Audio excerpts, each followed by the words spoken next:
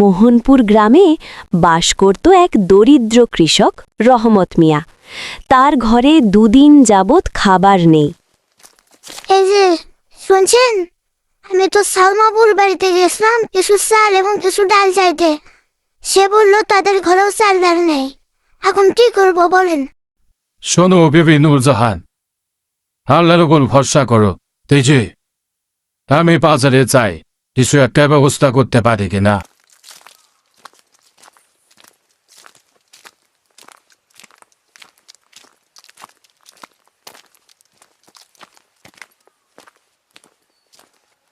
রহিম মিয়া আল্লাহর উপর ভরসা রেখে গঞ্জের দিকে রওনা দিল।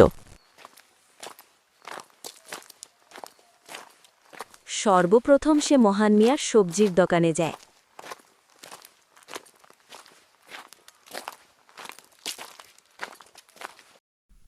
মোহন ভাই, আমাকে অতটা সবজি দেও তো। আমার কাছে কিন্তু এখন পয়সা নেই। পয়সা হলে আমি তোমাদের দিয়ে যাইব। রহমত ভাই, আগের পয়সা পামো আপনার কাছ থেকে, আপনি কিন্তু এখন এটা দেন নাই। আমি আপনার আর বাকিতে কোনো সবজি দিতে পারুম না। আপনি আসেন তো ভাই।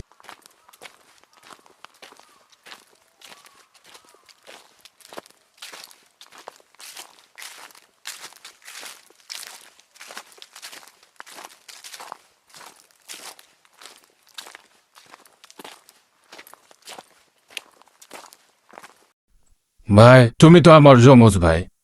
আমার ঘরে 2 দিন ধরে কোনো চাল ডাল নাই। তুমি যদি একটু দয়া করে আমাদের দিতে, এখন আমার কাছে পয়সা নেই। পয়সা হলে পরে দিয়ে যাইতাম। আমি বাকি দেখুন সদাই দিতে পারুম না। এটা এখন আমার ছেলের দোকান। আমি ছেলের দোকান দিয়ে দিছি।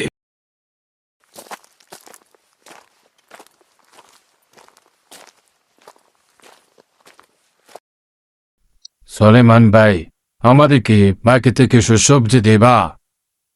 আমি কাজ করে পরে তোমাদের পয়সা দিয়ে যাবো। যদি হয় একটু দাও ভাই। এগুলো তো সব মহাজনের সবজি। মহাজনের সবজি বিক্রি করার পরে আমার কিছু টাকা দেবো। আমি তো ভাই বাকি দিতে পারব না। আমি তো এই সবজির মহাজন না।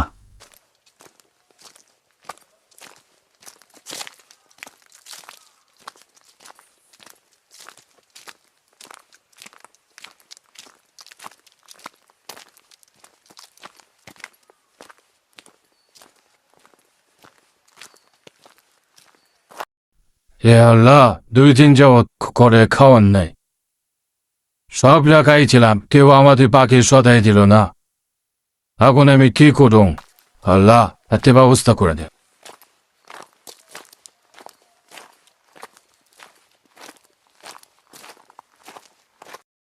রহমত ভাই, আমি আপনারে খুঁজতেছি। বাজারে আসায় জিজ্ঞাসা করলাম, বাজারের লোকজন বললো আপনি বাড়িতে। এই জন্য আপনি বাড়ির দিকে আসলাম। আসসালামু আলাইকুম মৌলভী সাহেব, কি কারণে আছেন বলেন? এই ব্যাগে বালাস ফাটা এবং বেশ কিছু টাকা আছে। আল্লাহ আপনাকে সবসময় ভালো রাখুক। দোয়া করুন। এরপর রহমত মিয়া আল্লাহর কাছে দোয়া করতে করতে বাড়ির পথে রওনা দেন।